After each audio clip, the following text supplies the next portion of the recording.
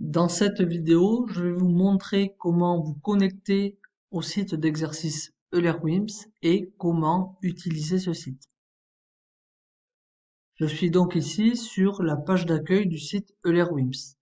Vous retrouverez dans Pronote le lien qui vous permettra de vous diriger directement vers cette page d'accueil.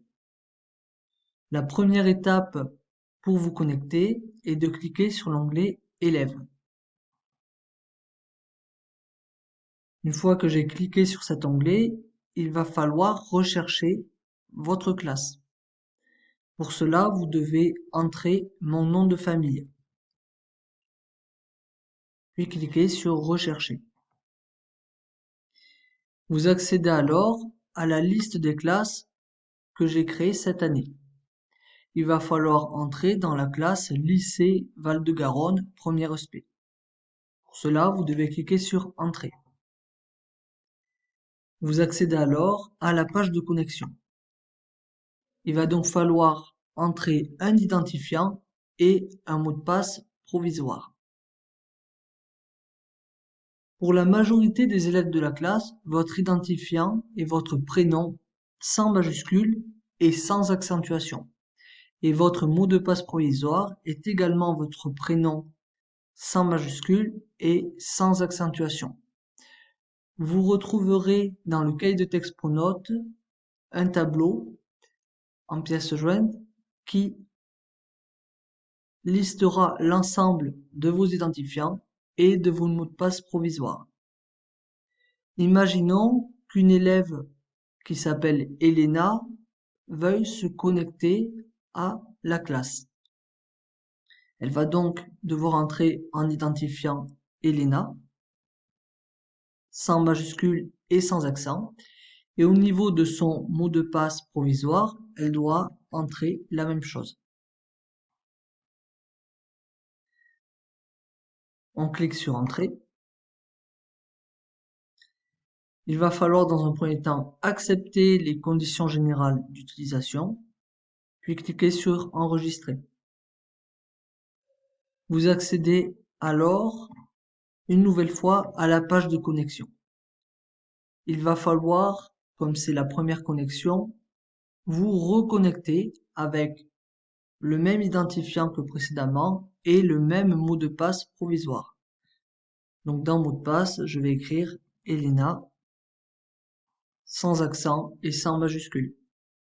Je clique ensuite sur Entrée. Eulerwims vous demande alors de changer votre mot de passe et uniquement votre mot de passe. L'identifiant reste le même.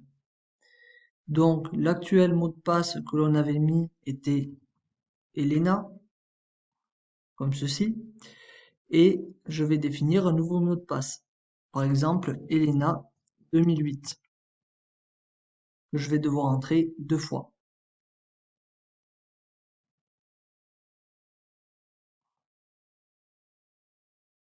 J'enregistre ensuite pour valider la création de mon nouveau mot de passe. On clique sur Retour et on accède donc au compte d'Elena sur Eulerwims.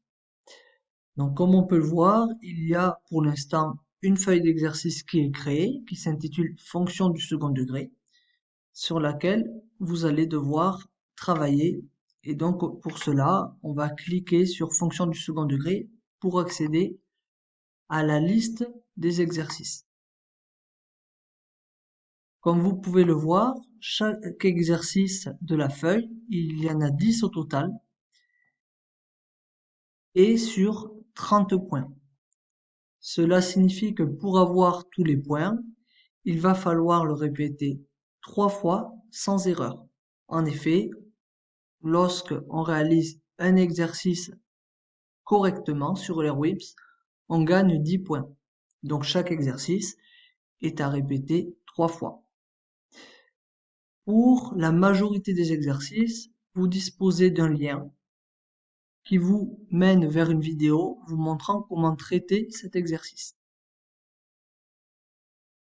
Donc par exemple ici, si je clique sur l'exercice 2, allure d'une parabole,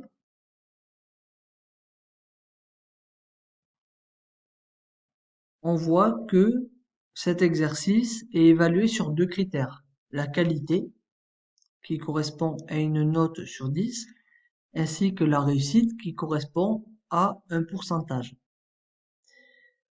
Donc réalisons cet exercice. Ici, on a une parabole qui est tracée et il faut déduire du graphique le signe de A et le signe de delta.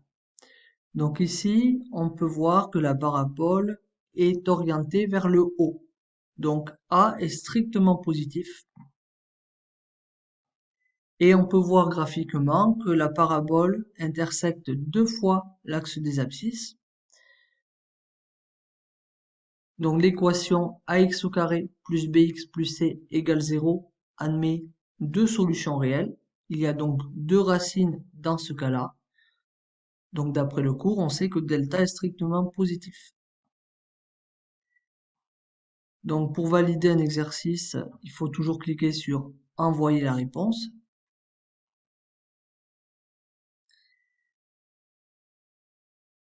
Vous avez ensuite très souvent une solution qui est détaillée, qui vous permet de comprendre aussi comment se réalise l'exercice.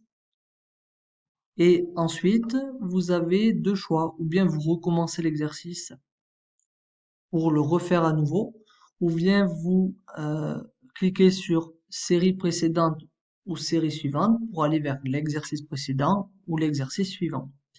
Donc ici, si on recommence l'exercice, on voit que les critères de qualité et de réussite ont été modifiés. Au niveau de la qualité, j'ai 10 sur 10 puisque je n'ai pas encore fait d'erreur sur cet exercice. Au niveau de la réussite, elle est de 34%. En effet, sur les 3 fois qu'il est demandé de traiter l'exercice correctement, je l'ai réalisé une fois correctement. C'est pour ça que je suis à 34% de réussite. Si vous faites des erreurs, la qualité va diminuer. Donc par exemple, si je fais une erreur, la qualité sera donc un nombre qui va être strictement inférieur à 10.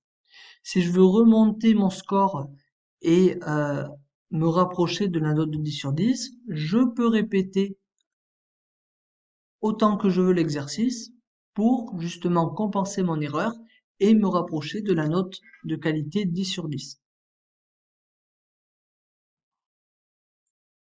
Enfin, si je reviens sur la feuille d'exercice, vous avez la possibilité de vous entraîner avant de comptabiliser vos scores en cliquant sur suspendre l'enregistrement.